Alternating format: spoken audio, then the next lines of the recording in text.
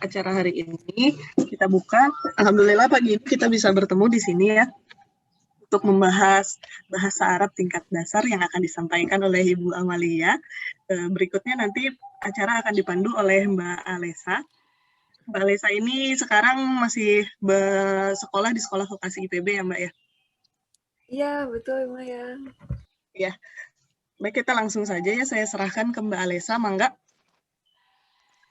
Oke, baik. Terima kasih Bu Mayang. Selamat pagi Ibu sekalian. Apa kabarnya hari ini? Semoga semua dalam keadaan sehat ya. Amin, ya rabbal alamin.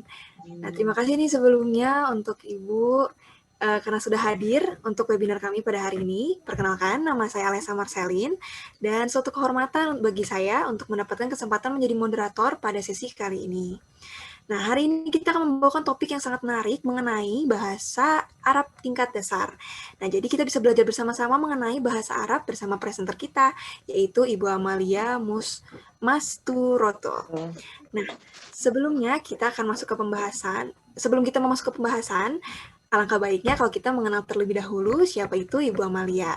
Nah, Ibu Amalia Masturotul Muwafakoh saat ini bekerja sebagai PNS di SMK SMAK Bogor sejak tahun 2018. Nah, beliau juga memiliki pendidikan terakhir, yaitu S1 Kimia di Universitas Gajah Mada. Keren banget nih, Bu. Nah, mungkin kita sapa dulu ya terlebih dahulu Ibu Amalia. Halo Ibu Amalia, apa kabar Ibu? Ya, halo Mbak Alisa, alhamdulillah baik. Alhamdulillah, oke baik mungkin kita mulai saja nih ya, karena mungkin peserta sudah tidak sabar untuk memulai pembahasan. Kalau begitu, tak perlu berlama-lama lagi. Mari kita saksikan bersama-sama pemaparan materi kita pada hari ini kepada Ibu Amalia. Saya persilahkan. Ya, terima kasih banyak Ibu Moderator, Mbak Alisa, dan terima kasih banyak kepada Bapak Ibu hadirin sekalian yang telah menyempatkan waktunya untuk bergabung bersama kami di webinar ini. Pada kesempatan ini, saya akan menjelaskan sedikit tentang belajar bahasa Arab tingkat dasar. Kenapa saya pilih tema ini? Karena kebetulan saya pernah belajar bahasa Arab dahulunya, dan saya ingin membagikan pengalaman dan sedikit ilmu tentang bahasa Arab ini kepada Bapak Ibu hadirin sekalian. Semoga setidaknya bisa menambah wawasan bagi Bapak Ibu hadirin sekalian. Baik, izinkan saya untuk share screen terlebih dahulu.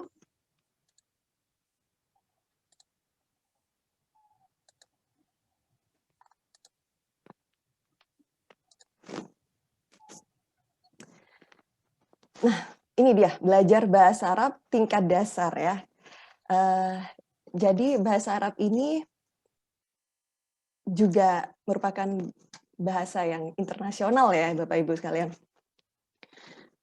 Terutama bagi yang muslim ya, terutama bagi Bapak Ibu yang muslim, kesehariannya kalau membaca Al-Quran itu juga berbahasa Arab. Jadi setidaknya tahulah ya sedikit-sedikit apa itu, bagaimana tentang bahasa Arab. Nah, pada kesempatan ini, bahasa Arab yang ingin saya sampaikan lebih ke kalau di bahasa Inggris itu istilahnya grammar-nya, gitu ya Bapak Ibu. Jadi kita mulai dulu. Sebelum Bapak Ibu mempelajari bahasa Arab, Bapak Ibu harus tahu dulu tentang apa itu harfun, huruf. Jadi Bapak Ibu harus belajar dulu huruf-huruf yang ada di dalam bahasa Arab. Seperti yang sudah, kalau Bapak Ibu sudah tahu ya, yaitu huruf hijaiyah. Mulai dari alif, ba, ta, jim, ha, kho, dal, roza, dan seterusnya. Itu dinamakan dengan huruf, harfun, atau huruf. Nah, kemudian huruf-huruf ini akan bergabung membentuk suatu, kalau di dalam bahasa Arab namanya al-kalimatu, kalimatun, atau kalimah. Yang artinya kalau di dalam bahasa Indonesia itu artinya adalah kata. Nah, ini jadi kebalik ya, kalau di dalam bahasa Indonesia kalimat itu berarti kumpulan kata-kata. Tetapi kalau di dalam bahasa Arab, al-kalimatu atau kalimatun, ini artinya adalah kata. Nah, di dalam bahasa Arab, al-kalimatu atau kata ini nanti akan terbagi lagi, terpecah menjadi 3. Yang pertama, ada ismun. ismun artinya di dalam bahasa Arab yaitu kata benda. Yang kedua yaitu fi'lun atau fi'il. Artinya yaitu kata kerja. Dan yang ketiga yaitu harfun, huruf. Nah, huruf di sini apa bedanya sama huruf yang awal tadi yang kita bicarakan pertama kali? Huruf yang ini lahu maknan, artinya dia mempunyai makna. Sedangkan huruf yang pertama kali tadi kita bicarakan tidak bermakna. Jadi kalau di dalam bahasa Indonesia, kalau yang pertama kali tadi yang huruf itu ya A, B, C, D, E, dan seterusnya tidak bermakna. Tapi kalau huruf yang di sini dia memiliki makna. Nah, huruf yang ketiga ini yang merupakan pembagian dari al-kalimatu ini, dia artinya yaitu kata sambung. Maksudnya kata sambung bagaimana? Jadi kalau suatu susunan kata itu supaya menjadi suatu kalimat yang bermakna, dia harus ada kata sambungnya. Misalkan nih, di dalam bahasa Indonesia ada juga kata sambung ya. Di dalam bahasa Indonesia misalnya, saya pergi ke pasar. Nah, kalau kata ke-nya dihilangkan, tidak menjadi suatu kalimat yang utuh. Jadi harus ada kata sambung tadi, saya pergi ke pasar. Nah, itulah yang dinamakan dengan kata sambung atau huruf ini. Nah, kemudian kata tadi ya, ismun, fi'il, huruf ketika bergabung membentuk suatu kalimat, kalau di dalam bahasa Arab nanti disebut dengan jumlah mufidah, yaitu gabungan dari kata-kata yang membentuk suatu kalimat yang memiliki makna. Gitu ya Bapak Ibu, bisa dimengerti ya? Semoga bisa dimengerti penjelasan dari saya. Saya ulang lagi. Jadi di dalam bahasa Arab, Bapak Ibu harus mengenal huruf. Kalau istilahnya huruf hijaiyah, alif, ba, ta, jim, ha, ho, dan seterusnya. Kemudian huruf-huruf tadi bergabung membentuk suatu al-kalimatu. Kalimatun, atau artinya itu kata. Dan kata-kata tadi bergabung membentuk jumlah mufidah, yang artinya yaitu gabungan dari kata. Atau kalau di dalam bahasa Indonesianya yaitu kalimat. Jadi kebalik ya. Kalau bahasa Indonesia kalimat itu gabungan kata, tapi kalau di dalam bahasa Arab kalimat itu artinya kata. Nah, kita bahas lebih rinci lagi nih. Apa itu kalimat? Kalimat atau kalimatun atau dalam bahasa Indonesianya itu kata adalah lafaz yang memiliki makna. Kita bahas lebih detail lagi. Tadi al-kalimatu pembagiannya ada 3 ya, yaitu ismun, fi'lun, dan harfun atau huruf. Untuk ismun artinya apa? Ismun ini maksudnya adalah kata benda. Ismun tidak terikat oleh waktu. Jadi mau sekarang, mau besok, mau nanti, tidak terikat oleh waktu. Ciri-cirinya seperti itu ya. Jadi ismun ini adalah kata benda. Kata benda bisa berupa apa? Bisa berupa nama orang. Bisa berupa nama benda.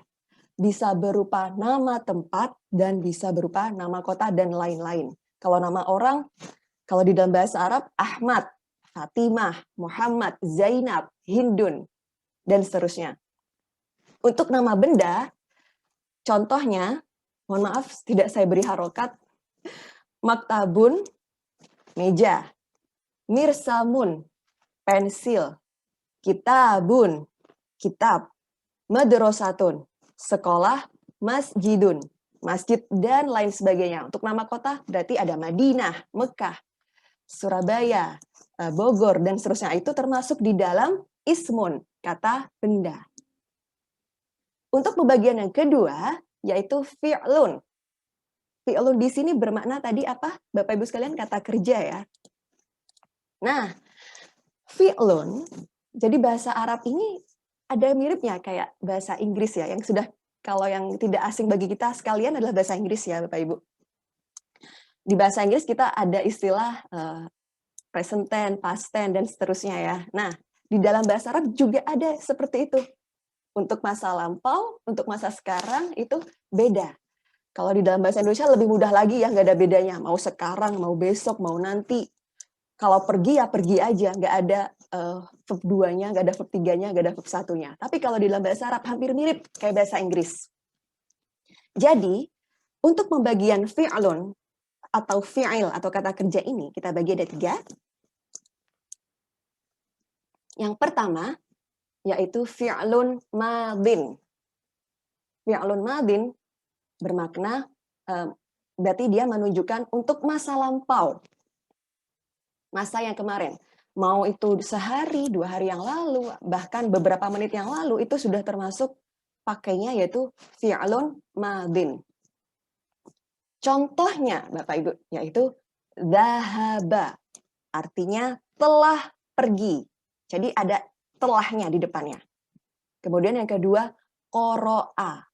Maksudnya telah membaca. Ada lagi fataha. Artinya yaitu telah membuka. Atau istilah lain lagi misalkan contohnya dakhola. Telah masuk. Akala. Telah makan. Jadi ada kata-kata telahnya. Itu untuk masuknya fi'lun madin. Kalau di dalam bahasa Inggris berarti past tense ya Bapak Ibu. Nah, cirinya untuk fi'lun madin ini biasanya dia terdiri dari 3 huruf. Dhahaba, qara'a, fataha, dakhola, akala, dan seterusnya. Hanya ada 3 huruf. Itu untuk fi'lun madin ya. Pembagian yang kedua yaitu fi'lun mudhari'in. Fi'il mudhari'. Fi'il mudhari' ini bermakna menunjukkan masa sekarang atau bisa juga menunjukkan untuk masa depan. Contohnya, kalau di dalam bahasa Inggris berarti hampir sama seperti present tense mungkin ya. Nah, contohnya yaitu yadhabu. Yadhabu ini adalah fi'il mudhari'nya dari dhahaba. Kemudian contoh yang lain, yadhabu berarti sedang pergi kalau di bahasa Indonesia kan ya, sedang pergi. Contoh yang kedua, contohnya yaitu yaqra'u. Yaqra'u ini merupakan bentuk fi'il mudhari' dari fi'il madi qara'a. Berarti kalau di bahasa Indonesia kan artinya sedang membaca. Yang ketiga, contoh yang ketiga yaitu yaftahu. Yaftahu merupakan bentuk fi'il mudhari' dari fataha. Fataha yaftahu. Kalau fataha tadi artinya telah membaca, maka yaftahu di sini artinya yaitu sedang membaca. Nah, pembagian yang ketiga yaitu fi'il amrin, fi'il amar. Maksudnya bagaimana Bapak Ibu? Fi'il amar di sini yaitu untuk kata perintah. Contohnya, dhahaba, telah pergi. Kata perintahnya bagaimana? Idhab. Jadi kalau untuk fi'il amar, cirinya di akhir kalimatnya pakai sukun. Itu cirinya. Tapi nggak mesti ya. Jadi bahasa Arab itu menurut saya jauh lebih susah dari bahasa Indonesia karena untuk setiap subjek ada perubahan kalimat. Jadi untuk kalau yang diperintah itu 1 orang dan laki-laki, nanti idhab. Kalau yang diperintah banyak nanti berubah lagi Bapak Ibu. Kalau yang diperintah banyak orang nanti jadi idhabu. Gitu. Jadi kalau idhab itu artinya pergilah, untuk subjeknya atau objeknya yang diperintah adalah 1 orang laki-laki. Kalau yang diperintah orang banyak, idhabu, pergilah. Gitu ya Bapak Ibu. Nah, contoh yang kedua yaitu ikro. Nah, ini sering kita dengar istilah ya, ikro, bacalah. Nah, masuk ke sini, ikro. Di Al-Quran juga ada ya. Ikro. Berarti yang diperintah 1 orang. Objeknya ya. Ikro ini adalah kata kerja atau bentuk fi'il amr dari qara'a. Qara'a, yaqra'u, ikro. Kalau yang dhahaba tadi, dhahaba, yadhabu, idhab. Yang terakhir yaitu iftah. Iftah bermakna bukalah. Kalau yang tadi fataha, telah membuka. Yaftahu, sedang membuka. Iftah, bukalah. Kalau yang diperintah sekarang perempuan, berarti ketambahan ya di belakangnya. Iftahi. Kalau nanti yang diperintah, kalau yang bentuk idhab tadi, kalau diperintah adalah perempuan, jadi idhabi. Kalau yang diperintah yang ikro tadi perempuan itu ikroi dan seterusnya. Seperti itu ya Bapak Ibu ya. Ini butuh penjelasan lebih detail lagi. Oke. Nah, yang terakhir yaitu huruf. Huruf tadi artinya kata sambung. Berarti istilahnya bisa disebutkan seperti keterangan. Contohnya apa saja? Ada min, itu artinya dari. Ila, ke, an, itu juga dari. Fi, di dalam. Fauko, di atas, dan seterusnya. Oke, itu pembagian kalimat. Yang terakhir, yaitu, nah dari tadi yang sudah saya sampaikan, kata-kata bergabung membentuk suatu kalimat. Di dalam bahasa Arabnya dikenal dengan jumlah mufidah. Kalimat yang memiliki makna. Nah, jumlah mufidah ini kita bagi ada dua. Ada jumlah fi'liyah dan juga ada jumlah ismiyah. Untuk jumlah fi'liyah berarti dia jumlah atau kalimat yang terdiri dari fi'il dan fa'il.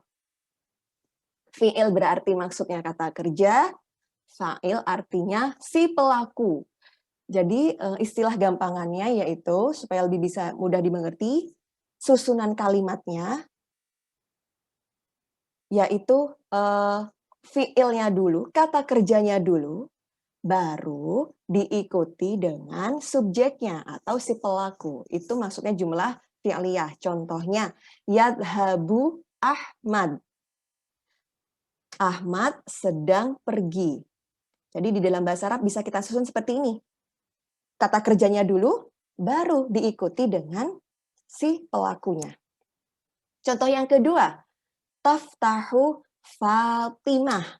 Artinya Fatimah sedang membuka sesuatu ya, bisa misalnya taftahu Fatimah kitaban. Berarti yang ini yadhabu Ahmad ilal madrasati. Gitu. Jadi paham ya, semoga bisa dimengerti kalau jumlah fi'liyah ini adalah kata kerjanya dulu, baru kemudian diikuti dengan pelaku, fi'il baru fa'il. Itu untuk jumlah fi'liyah. Pembagian jumlah mufidah yang kedua, yaitu jumlah ismiyah. Jumlah ismiyah ini berarti jumlah atau kalimat yang terdiri dari mubtada dan khobar. Untuk mubtada dan khobar ini sepertinya butuh penjelasan lebih rinci lagi. Jadi lebih gampangnya supaya lebih dimengerti, mubtada ini adalah subjek, khobar adalah predikat kalau di bahasa Indonesia. Jadi kebalikan ya Bapak Ibu, kalau tadi fiilnya dulu atau kata kerjanya dulu, baru diikuti dengan pelaku, kalau sekarang subjeknya di depan dulu. Berarti kita balik aja nih. Kalau tadi yadhabu Ahmad, kalau di jumlah ismiyah menjadi Ahmad yadhabu ilal masjidi. Ahmad pergi ke masjid. Contoh yang kedua, Fatimah taftahu. Artinya yaitu Fatimah membuka. Fatimah taftahu baban. Fatimah membuka pintu atau Fatimah taftahu kitaban. Fatimah sedang membuka kitab. Nah, itu penjelasan tentang jumlah mufidah. Baik, saya rasa cukup sekian Bapak Ibu penjelasan dari saya tentang belajar bahasa Arab tingkat dasar ini. Saya kembalikan ke moderator. Oke, baik. Terima kasih Bu Amalia atas presentasinya yang keren sekali nih. Nah, semoga pembahasannya tadi itu dapat bermanfaat dan juga menambah insights baru bagi kita semua. Oke. Nah, sebelumnya nih sudah banyak pertanyaan nih Bu Amalia dari peserta. Nah, mungkin langsung saja ya kita memasuki sesi tanya jawab, di mana peserta dapat langsung bertanya kepada Ibu Amalia. Nah, akan saya bacakan ya Ibu untuk pertanyaannya. Nah, yang pertama adalah pertanyaan dari Ibu Aneta. Nah, Tulisannya seperti ini. Izin bertanya, Ibu Amalia, bisa berbagi tips atau metode bagaimana belajar bahasa Arab yang mengasihkan? Kebetulan anak saya sekolah di SDIT dan dia paling malas belajar bahasa Arab, susah katanya. Nah, bagaimana Ibu? Ya, Ini mau langsung dijawab atau ditampung terlebih dahulu? ya langsung jawab saja Mbak. Oke, baik Ibu. Silakan Ibu. Baik, metode ya Ibu ya. Wah, apalagi untuk anak kecil. Kalau saya dulu dengan nyanyian Bu, jadi menurut saya itu lebih asik. Jadi waktu saya kecil, saya pernah ikut istilahnya ngaji ya, ngaji di masjid. Nah, itu saya bersemangat sekali ketika gurunya mengajarkan saya bahasa Arabnya dengan model nyanyi. Kalau dulu kayaknya mungkin Bapak Ibu juga pernah dengar lagu ini ya, Wahidun satu, Isnaini dua. Nah, seperti itu.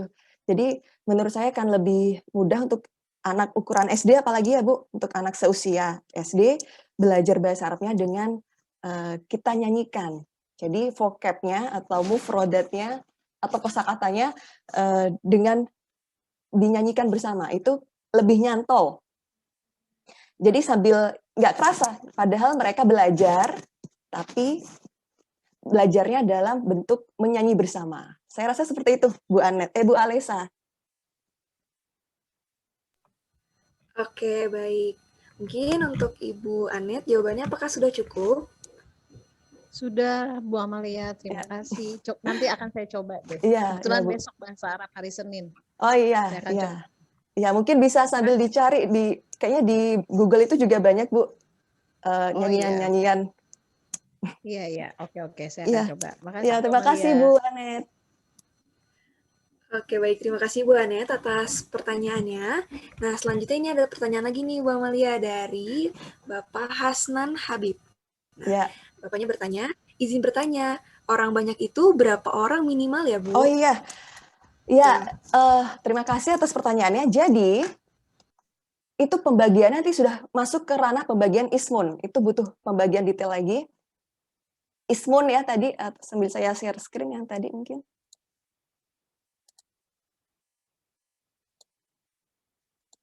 Nah, yang ismun yang tadi ya, Bapak Hasnan, terima kasih atas pertanyaannya. Ismun yang bermakna kata benda tadi, itu ada pembagiannya lagi nanti. Kenapa tidak saya bahas? Karena waktunya memang sangat singkat di sini. Jadi pertanyaannya berapa orang? Orang banyak itu ya. Nah, ismun ada 3 pembagiannya. Ada ismun mufrad. Mufrad itu artinya tunggal, berarti satu orang. Yang kedua yaitu musanna atau tasniyah. Itu artinya 2 orang. Dan yang ketiga yaitu isim jamak. Jamak artinya mulai dari 3, 4, 5, dan seterusnya, itu sudah dihitung isim jamak. Banyak orang. Jadi kalau di bahasa Arab itu ada 3 pembagiannya untuk 1 orang, 2 orang, dan mulai 3 dan seterusnya. Itu sudah dihitung jamak. Jamak sendiri nanti ada pembagiannya lagi Bapak Hasnan. Ada jamak taksir, ada jamak mu'annas, dan ada jamak mudzakkar. Ada jamak mudzakkar salim, jamak mu'annas salim. Kalau jamak taksir itu berarti tidak beraturan. Contohnya misalkan isim mufradnya kitabun. Ketika dia berubah, ketika jumlahnya 3 Bapak, ada 3 kitab, namanya bukan lagi kitabun, tapi berubah menjadi kutubun. Kalau 2, tinggal ditambah belakangnya alif dan nun. Kitabani, berarti artinya 2 kitab. Kalau 3 kitab, mulai 3 kitab, 4 kitab, 5 kitab, dan seterusnya, berubah menjadi kutubun. Nanti, beda lagi dengan yang jamak mudzakkar salim dan jamak mu'annas salim. Untuk jamak mudzakkar salim, berarti dia pembagiannya, maksudnya untuk yang laki-laki. Sedangkan jamak mu'annas salim, berarti artinya untuk yang perempuan. Kalau jamak mudzakkar salim, contohnya misalkan muslim. Muslim itu artinya 1 orang. Kalau 2 orang muslim, muslimani. Tinggal ditambahin alif dan nun di belakangnya. Berarti kalau jamak mudzakkar salimnya, ketika jumlahnya 3 dan seterusnya, muslimun. Seperti itu Bapak. Begitu halnya juga untuk jamak mu'annas salim. Jamak mu'annas salim contohnya muslimatun. artinya satu orang muslimah. Kalau 2 orang muslimah berarti muslimatani, 2 orang muslimah. Kalau untuk 3 orang dan seterusnya berarti muslimat. Seperti itu, Bu Alesa, saya kembalikan ke moderator. Oke, baik. Terima kasih Bu Amalia. Mungkin untuk Pak Hasnan Habib sudah cukup ya jawabannya? Oke, terima kasih Bu Amalia, jelas sekali kata Pak Hasnan Habib. Oke, baik, terima kasih Bapak atas pertanyaannya. Oh ya, sebelumnya saya ingatkan kembali untuk mengisi presensi yang sudah dikirimkan oleh Ibu Mayang melalui kolom komentar, kolom chat maksud saya. Terima kasih. Nah, mungkin ada pertanyaan lagi dari peserta, bisa langsung menyalakan mikrofon ataupun bisa diketik melalui kolom chat. Oke. Nah, mungkin sambil menunggu pertanyaan dari peserta, nah Ibu Amalia nih, belajarnya waktu itu bahasa Arab itu dari kapan Ibu, kalau boleh saya tahu? Ya, terima kasih. Kebetulan saya belajar bahasa Arab, saya dulu di Madrasah Ibtidaiyah dari MI, kemudian lanjut ke MTS, dan lanjut ke MTS Madrasah Sanawiyah, kemudian lanjut ke Madrasah Aliyah, dan lanjut ke pondok pesantren. Jadi sedikit belajar bahasa Arab. Gitu. Oh, jadi memang dari sekolah ya Ibu ya? Iya, dari sekolah. Iya, oh, betul. Iya. Ya, kebetulan pernah belajar bahasa Arab. Baik Ibu. Lalu nih Ibu, sambil menunggu lagi untuk pertanyaannya. Nah, kira-kira apa sih kesulitan nih yang Ibu temukan selama belajar bahasa Arab? Ya, bahasa Arab itu menurut saya sangat sulit karena banyak sekali teorinya dan kita harus hafal itu. Dan ketika diterapkan, apalagi untuk misalkan untuk membaca referensi yang berbahasa Arab itu cukup susah. Karena ada banyak aturan, kayak kalau di bahasa Indonesia kan simple ya. Untuk kata kerja yang kemarin, sekarang, dan besok nggak ada bedanya. Tapi kalau di bahasa Arab, ketika kita sudah beda waktu, itu akan beda lagi. Misalnya dahab yang tadi saya terangkan. Ketika telah pergi itu dahaba. Nanti kalau sedang pergi beda lagi, yadhabu. Kalau pergilah jadi idhab. Itu banyak kaidah-kaidah yang harus dikuasai. Gitu. Oh gitu, oke baik Ibu. Nah mungkin kita ingatkan kembali nih ya kepada peserta untuk mengisi presensi terlebih dahulu, karena diwajibkan ya untuk semua peserta yang hadir untuk mengisi presensi. Ya. Nah ayo mungkin untuk peserta ada yang ingin bertanya kembali, pembahasannya menarik sekali nih, terutama untuk saya nih Ibu, karena saya juga sebelumnya belum pernah belajar bahasa Arab yang secara per kalimat, secara grammarnya seperti itu. Ya.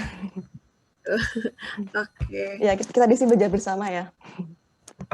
Iya, jadinya jadi belajar juga nih Ibu. Terima kasih banyak Ibu Amalia. Ya, sama. Oke, mungkin. Oh, ada pertanyaan lagi nih Ibu. Dari Ibu Patria Aprilani. Nah, Ibu Amalia izin bertanya, bagaimana cara Ibu Amalia membagi waktu saat dulu kuliah untuk belajar ilmu agama dan juga kuliah untuk menjadi inspirasi bagi kami? Nah, silakan Ibu. Oh ya, ini Mbak, nggak ada kaitannya sama bahasa Arab ini ya. Baik, terima kasih pertanyaannya. Nggak ada sih, saya dulu nggak ada trik, nggak ada tips, nggak ada trik. Dijalani saja. Ya memang susah ya. Pagi harus kuliah, nanti malamnya lanjut belajar di belajar agama di pondok pesantren, itu memang susah. Kuncinya ya udah ditekuni, ditelateni, dijalani. Nanti lama-lama pasti bisa. Yang penting jangan menyerah. Kalau ketika berada pada titik bawah, harus bisa menyemangati diri sendiri. Seperti itu mungkin. Oke, mungkin untuk Ibu Pitria, apakah jawabannya sudah cukup? Sudah cukup Ibu? Ya, sudah cukup. Baik. Oke, baik. Siap. Ya. Oke, cukup Ibu. Oke, baik. Nah, mungkin ada satu pertanyaan lagi sebelum akhirnya saya akan menutup sesi ini. Ya? Apakah ada pertanyaan dari peserta? Sepertinya sudah cukup ya, Mbak ya. Sudah cukup ya Ibu Amalia? Ya, oke, baik. Ya. Oke, baik. Kalau begitu, karena sesi tanya jawab sudah ditutup, maka saya akan akhiri sesi pemaparan materi kita pada hari ini. Nah, sekali lagi terima kasih kepada Ibu Amalia, dan juga terima kasih kepada Ibu Mayang sebelum saya mengundurkan diri, dan juga terima kasih kepada seluruh peserta yang telah hadir. Semoga seluruh peserta having a great time today, dan juga mohon maaf bila ada kesalahan yang saya perbuat dan juga kesalahan yang saya ucapkan. Sampai bertemu di kesempatan lain. Have a nice day. Saya Alessa Marcelin undur diri. Lalu saya kembalikan kepada Ibu Mayang. Saya persilakan. Terima kasih Mbak Alessa sudah diarahkan acara kita hari ini. Sekian pemaparan dari Ibu Amalia terkait bahasa Arab tingkat dasar. Terima kasih kepada Bapak, Ibu, dan Ananda yang sudah hadir hari ini menyempatkan waktunya. Semoga kita semua mendapatkan ilmu yang baru ya. Apalagi ini cukup penting. Apalagi untuk umat Islam, kita memang sangat disarankan untuk belajar bahasa Arab. Terima kasih. Acara hari ini saya cukupkan sampai di sini. Dipersilahkan kepada Bapak, Ibu, dan Ananda untuk live Zoom. Saya Bu, mungkin ada tambahan dari Bapak Instruktur, Bapak Acem. Oh iya, sekarang sudah ada Bapak Instruktur. Tadi saya lihat ada Pak Doni, tapi sudah keluar. Mungkin enggak Bapak Acem, saya persilahkan untuk memberikan tanggapan. Ya, halo, assalamualaikum. Ya, waalaikumsalam Bapak. Dari saya cukup nggak ada tambahan Bu. Terima kasih, mohon maaf tadi agak telat dikit. Oh iya. Ya, terima kasih banyak Bapak Acem telah telah menyempatkan diri untuk hadir. Iya. Oh ya, mungkin Ibu Amalia dan Ibu Mayang untuk saat ini kita masuk sesi dokumentasi ya Ibu ya. Jadi, boleh. Oh iya. Ya, jadi bisa saya screenshot untuk Zoom-nya. Jadi saya mulai saja Ibu untuk sesi dokumentasinya. Ya. Jadi diharapkan untuk Bapak dan Ibu serta Ananda yang sudah hadir di ruangan Zoom ini untuk menyalakan kamera karena kita akan memasuki sesi dokumentasi.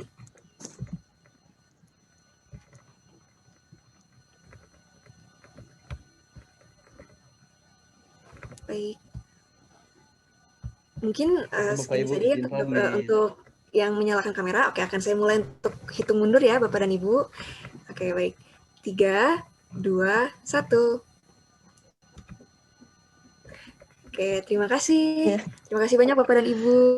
Terima kasih Bapak Ibu yang telah hadir. Terima kasih teman-teman dari Semakbo. Iya.